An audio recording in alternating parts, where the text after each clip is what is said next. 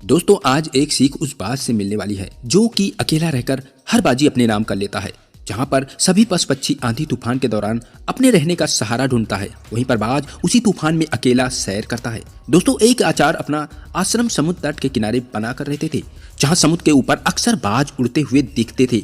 आचार्य रोज उन बाजों को समुद्र के तट पर खड़े होकर देखा करते थे। एक शाम वह हमेशा की तरह एक बाज को समुद्र के किनारे उड़ते हुए देख रहे थे और तभी आचार्य के सभी शिष्य आचार्य के पास खड़े होकर उन सभी बाजों को देखने लगे। और तभी एक शिष्य इन पक्षियों को देखते हुए आचार्य से बोला कि गुरुदेव, आप रोज शाम को इन उड़ते हुए बाजों को क्यों देखते हो? शिष्य के प्रश्न को सुनकर आचार्य मुस्कुराए और बोले, अगर आपको अपनी लाइफ में कुछ बनना है तो बाज की तरह बनना होगा। हम सबको तोता बनने की लालसा नहीं करनी चाहिए, क्योंकि तोता बोलता तो बहुत है लेकिन ज्यादा ऊंचाइयों को छू नहीं सकता। लेकिन बाज अकेला रहकर हमेशा शांत रहता है। वह उड़ने के मामले में आसमान छूने की क्षमता रखता है। आचार्य बोले, आज मैं तुम्हें बाज के पराक्रम और संघर्ष की बातें बताऊंगा जो हर इंसान को इन बाजों से सीखनी चाहिए। इन बाज के उदाहरण वाली बातों में जीवन की एक सीख छुपी हुई है। पहली बात, एकाग्रता। बाज को जब भी अपना शिकार करना होता है तो वह अपने एक ही पक्षी या मछलियों को अपना लक्ष्य बनाता है। वह एक शिकार को छोड़कर दूसरे शिकार पर हमला नहीं करता। शिकार का आकार उससे छोटा हो या बड़ा उसे कोई फर्क नहीं पड़ता। एक बार अपना शिकार चयन करने के बाद वह अपने शिकार की गतिविधियों पर बारीकी से नजर रखता है। यदि वह समुद्र में मछलियों का शिकार करना है तो वह केवल एक ही मछली पर अपना लक्ष्य रखता है कि वह पानी के ऊपर कब आएगी। जो भी क्षण उसके शिकार को आसान बना सकती है वह उसी समय का इंतजार करता है, जिससे वह आसानी से अपने शिकार को दबोच लेता है। इस बात से हमें यह सीख मिलती है कि कई अलग अलग अपने लक्ष्य रखने से हमारी ऊर्जा खराब होने लगता है, जिससे हमें केवल निराशा ही हाथ लगती है। हम अपने टारगेट से दूर भटक जाते हैं। वो कहते हैं ना कि 10 जगह 10 फीट गड्ढा खोदने से पानी नहीं निकलता, बल्कि एक जगह 100 फीट गड्ढा खोदने से पानी निकलता है। इससे यह बात ज्ञात होता है कि अपनी ऊर्जा कई जगह इस्तेमाल करने के बजाय हमें पूरी एकाग्रता के साथ केवल एक लक्ष्य पर ध्यान केंद्रित करना चाहिए और उस लक्ष्य के बारे में जितना संभव हो सके उतना सीखना चाहिए। दूसरी बात, बाज हमेशा अकेला और ऊंचा उड़ता है। बाज कभी भी किसी पक्षी के साथ नहीं रहता। वह हमेशा अपने बाज परिवार के साथ उड़ता है या फिर अकेला उड़ता है। बाज कभी भी गौरैया, कौवा कभी भी किसी पक्षी के साथ नहीं उड़ता। यह हम सबको यह सिखाता है कि छोटी सोच वाले से दूर रहना चाहिए। यह सिखाता है कि बड़ी सोच वाले के साथ रहे, अन्यथा केवल अकेले ही रहे, क्योंकि जिस तरह से लोगों का साथ होता है हम उसी के अनुसार उसके कार्य व्यवहार के अनुकूल बन जाते हैं। जैसा हमारा साथी रहेगा हमें भी उसी के जैसा बन जाना है। अगर वह इंसान शराबी होगा तो हमें शराब पिलाने की बात करेगा। अगर वह इंसान चोर होगा तो हमें भी अपने चोरी में शामिल करने की कोशिश करेगा। अगर वह जुआरी और सट्टेबाज होगा तो हमें भी वह जुआ खेलने को सिखा देगा।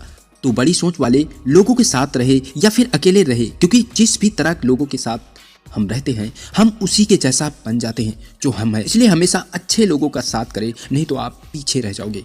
तीसरी बात, अपनी सीमाओं से ऊपर रहे। जब भी मौसम खराब होता है, आंधी तूफान या फिर बारिश आती है, तब सारे पक्षी अपने घोंसले ढूंढते हैं, लेकिन बाज उसी तूफान में अपने पंख फैलाकर तूफानों से भी ऊपर अपने आप को लेकर उड़ता है। यह अपनी सीमाओं को तोड़ते हुए बादलों में उड़ने की कोशिश करता है। जब जोर जोर से हवाएं उसे थपेड़ी मारती हैं, उसके पंख बिखरने लगते हैं। आंधी और पानी के कारण उसे कुछ दिखाई नहीं देता, लेकिन फिर भी वह उन सभी कठिनाइयों को पार करके आकाश में ऊपर जाने के लिए उड़ता रहता है। बाज पर आई तूफान, बारिश जैसे मुसीबत से वह कभी नहीं घबराता। वह इन सभी आपदाओं को झेलना जानता है। बाज मुसीबत आने पर घबराता नहीं, उससे कभी भी भागने की कोशिश नहीं करता, बड़ी साहस से उसका सामना करता है। इससे हमें यह सीख मिलती है कि हमारे जीवन में जब कोई समस्या आए तो हमें घबराना नहीं चाहिए, उससे बचने की कोशिश ना करें, बल्कि उसका सामना तब तक करना चाहिए जब तक कि वह समस्या समाप्त ना हो जाए। चौथी बात, अपनी आरामदायक जिंदगी से बाहर निकले। बाज कभी भी अपने घोंसले में घास के नरम तिनके नहीं रखता, बल्कि वह अपने झाड़ियों के घोंसले में अगर घास आ जाए तो वह उसे बाहर निकाल देता है। बाज झाड़ियों के डंडे तिनकों से अपना घोंसला बनाता है, जिससे वह घोंसलों में आलसी होकर बैठा न रहे और वह ज्यादा समय अपने शिकार की तलाश में लगाता है। उसके बच्चे उस घोंसले में ज्यादा आराम ना कर सके, जिससे बच्चे अपने घोंसले को छोड़कर उड़ने की कोशिश जल्दी करें। और दूसरी तरफ हम इंसान है, हम सब अपने जीवन को और अधिक आरामदायक बनाने के लिए सब कुछ करते हैं। हम इंसान आराम को ज्यादा महत्व देते हैं। बाज यही हमें सबक सिखाता है कि हमें आराम नहीं करना चाहिए। हमें अपने पलंगों में हमेशा सोते रहना नहीं चाहिए, क्योंकि जहां आराम है वहां विकास नहीं होता। खुद को हर दिन थोड़ा कठिन समय में रखो, क्योंकि यही कठिनाई हमें मजबूत बनाता है। पांचवी बात, बाज कभी मरा हुआ शिकार नहीं खाता, वह हमेशा जिंदा शिकार को ही शिकार करता है, जिससे हमें यह सीख मिलती है कि हमें कभी भी बीते समय में नहीं जाना चाहिए। अपने कल के समय को लेकर अतीत में नहीं जाना चाहिए। इसलिए हमें सोचना बंद करना चाहिए और बीती बातों को भूल जाना चाहिए, क्योंकि हमें अतीत सड़े हुए विचारों पर ध्यान न दे, अपने आने वाले नए भविष्य की ओर से अपना ध्यान लगाए और अपनी पुरानी यादों को छोड़ दे जो आपको परेशान करती है। इसे वर्तमान में लाओ और बीते हुए कल को भूल जाओ। इसलिए उस बाज की तरह बनो जो कभी भी मरी लाश को नहीं खाता। छठी बात, साहस। आपने शायद देखा है कि बाज हमेशा अकेला ही शिकार करता है। बाज जानता है कि भीड़ हिम्मत तो देती है, लेकिन हमारी हिम्मत छीन लेती है। बाज अपने शिकार के लिए उड़ता हुआ अकेला ही निकल लेता है। इससे ज्यादा अधिक साहस किसी भी जीव में नहीं होती। बाज कभी भी दूसरे बाजों की मदद नहीं लेता और कभी भी किसी की मदद नहीं करता, यहाँ तक कि अपने बच्चे को भी नहीं। जंगली जानवर झुंड में शिकार करते हैं, लेकिन बाज अकेला ही शिकार करता है। यही सबसे बड़ी वजह है कि बाज में इतनी साहस है कि वह जल, थल और नभ में भी शिकार करके अपना परचम लहरा सकता है। बाज से यह सीख मिलती है कि अपने लक्ष्य को पाने के लिए अकेलापन से कभी न डरे। मान लो अगर भगवान बुद्ध जो अकेले रहते थे, अगर इनको अकेले चलने से डर लगता तो दुनिया में कौन सच्चाई और हिंसा का मार्ग दिखाता। सातवीं बात, जिंदगी में कभी मत डरना। फाल्कन बाज लगभग 70 साल तक जीवित रहता है, लेकिन इसके पंखों की लंबाई धीरे धीरे घट जाती है।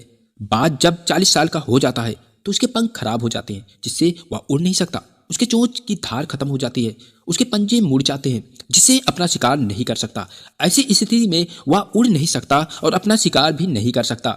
उस बाज के पास केवल 2 ऑप्शन होते हैं। पहला, या तो बुढ़ापे में शिकार कर भूखे मर जाए या किसी अन्य जानवर का शिकार बने। दूसरी, या कि 6 माह तक दर्दनाक प्रक्रिया से गुजरे और अपने आप को दोबारा नए जीवन की शुरुआत करे। इसके लिए बाज अपने आप को सबसे ऊंचाई वाले चट्टान पर ले जाता है। वह अपने पंखों को नोच नोच कर तोड़ डालता है और अपने चोंच को पत्थर पर मार मार कर तोड़ देता है और उसी पत्थर पर अपने पंजों को तोड़ देता है। 6 माह बाद उसके नए पंख, नए चोंच, नए नाखून निकल आते हैं और वह फिर से आसमान में राज करने के लिए तैयार हो जाता है और अगले 30 सालों तक फिर से अपना जीवन जीता है। यह हमें सिखाता है कि जब हमारा समय खराब आता है तो हमें अपने आप को मजबूत बनाना पड़ता है, अपनी पुरानी आदतों को छोड़ना पड़ता है। हमें उन चीज को छोड़ना चाहिए जो हम पर बोझ डालती है, जो हमें विकास करने से रोकती है, जिनका हमारे जीवन में कोई महत्व नहीं है। उस पुरानी चीजों को जो हमारे लिए बुराई का काम करे, उसे शीघ्र छोड़ देना चाहिए।